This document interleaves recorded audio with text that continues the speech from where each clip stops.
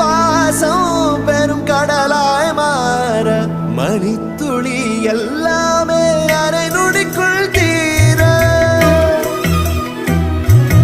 மழை தரையா உள்ளம் பிசு பிசுப்பை பேண